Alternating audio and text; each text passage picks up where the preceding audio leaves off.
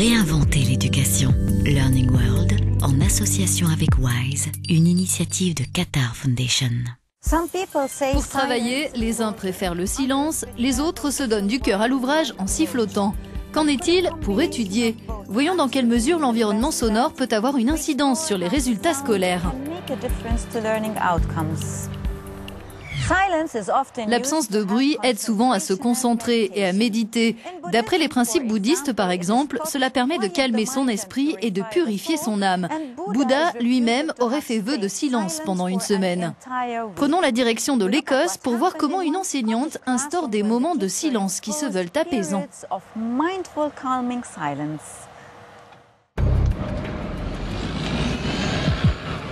Le bruit est devenu au fil du temps la principale nuisance environnementale en Europe, d'après l'Organisation mondiale de la santé. Et selon certaines études, une exposition à des niveaux excessifs détériore les performances cognitives des enfants. Des écoles de Grande-Bretagne répondent au problème par le silence. Dans ce collège d'Édimbourg, les élèves ont rangé cahiers et stylos pour faire une sieste, ou plutôt des exercices de méditation axés sur la pleine conscience. On peut se laisser porter par le cours des choses sans vraiment réaliser ce qui se passe. Mais ce genre d'exercice, ça nous fait faire une pause et nous fait nous interroger sur ce qui ne va pas chez nous, sur ce qu'on ressent. Mes parents trouvent que c'est très bien parce qu'ils savent que je suis quelqu'un de stressé, que je m'en fais pour des petites choses. Je pense qu'ils ont vu un grand changement chez moi depuis que je pratique ces exercices.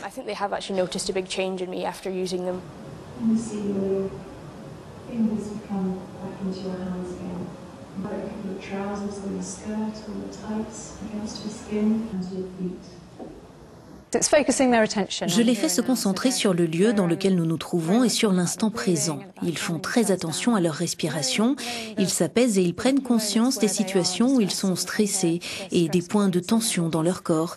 Ils peuvent se rendre compte quand ils sont stressés et quand ils doivent se calmer et prendre le temps pour le faire. Et ils peuvent y arriver grâce aux exercices appris en classe. Cette approche inspirée des enseignements bouddhistes n'est que l'une des techniques axées sur le silence qui ont été adoptées par des écoles britanniques. D'après certaines études, ces méthodes ont une influence bénéfique sur les résultats scolaires. Les élèves renforcent leur confiance en eux et adoptent un meilleur comportement. Une manière de s'éloigner de la culture de l'évaluation qui prédomine dans les établissements du pays.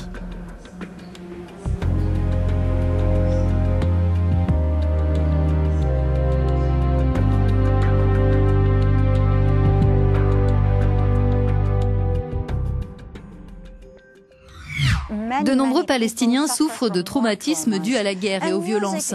La musique peut les accompagner dans leur processus de guérison. Joue-t-elle aussi un rôle positif dans l'enseignement? Pourquoi ne pourrait-elle pas aider les élèves à étudier? Voyons ce qu'il en est dans ce reportage.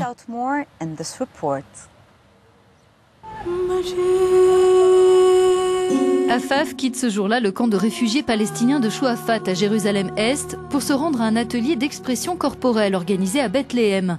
Cela fait 2 semaines qu'elle y apprend comment utiliser la musique et les sons dans son métier d'enseignante.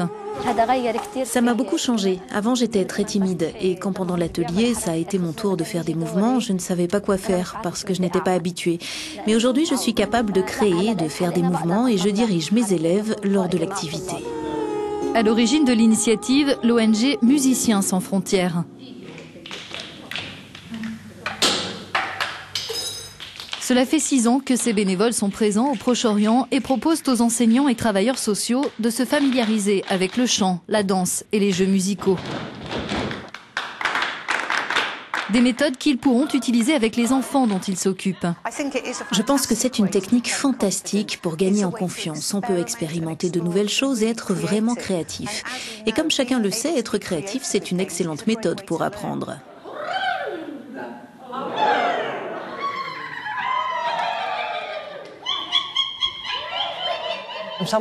Certaines activités que nous faisons aident aussi les enseignants à se relaxer, à prendre soin d'eux, parce qu'en Palestine en particulier, ce n'est pas facile de travailler dans une école. Il y a beaucoup de problèmes et les enseignants ou les travailleurs sociaux doivent prendre soin d'eux.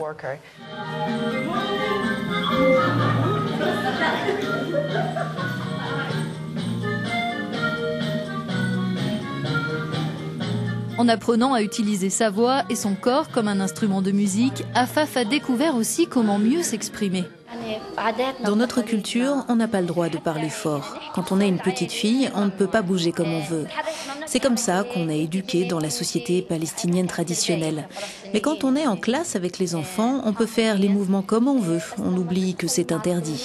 En fait, je réalise que ce n'est pas interdit. C'est juste notre éducation qui nous interdit tout.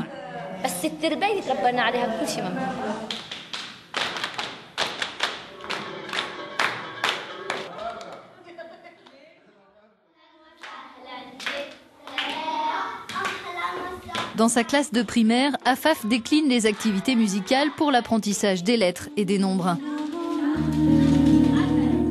Résultat, ses élèves participent davantage et sont plus attentifs d'après elle.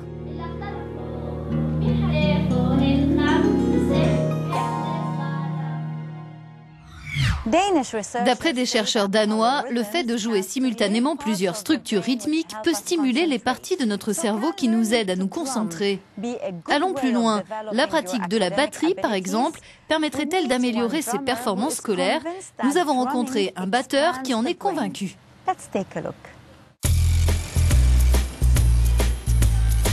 À Hong Kong, l'enseignement de la batterie a pris une nouvelle dimension. Ce batteur professionnel qui dispense des cours ici affirme qu'apprendre à jouer un rythme de la main gauche et un autre de la main droite développe les capacités du cerveau.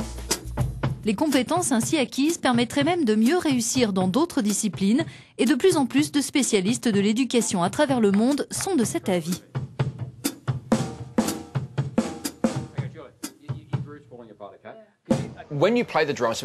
Quand on joue de la batterie, en particulier quand on joue en polyrythmie, ce qui se passe, c'est que cette activité mobilise davantage de systèmes cérébraux que n'importe quelle autre activité étudiée par les scientifiques.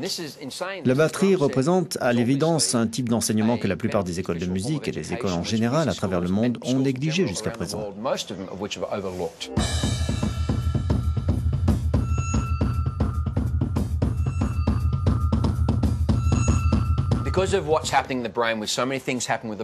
Du fait de ce qui se passe dans leur cerveau et parce que tant de choses et de systèmes cérébraux sont sollicités en même temps dans leur corps, mes élèves deviennent plus conscients des choses.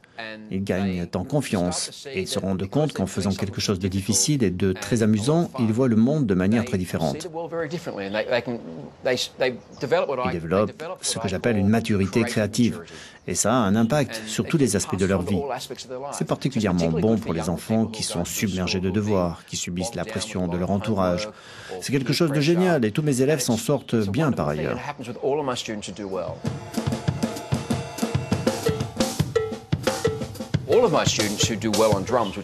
Tous mes élèves qui jouent bien de la batterie, et c'est le cas de la plupart de mes élèves, ont d'excellents résultats scolaires. Ils ont une grande confiance en eux. Ils ne se droguent pas, ne boivent pas d'alcool. Ils savent ce qu'ils veulent faire dans la vie. Et ça ne peut pas être une coïncidence parce qu'ils sont tous dans ce cas.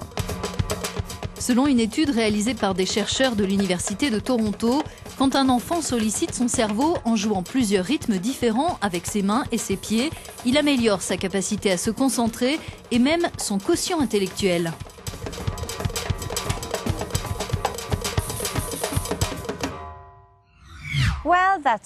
C'est tout pour cette semaine. Merci de votre attention.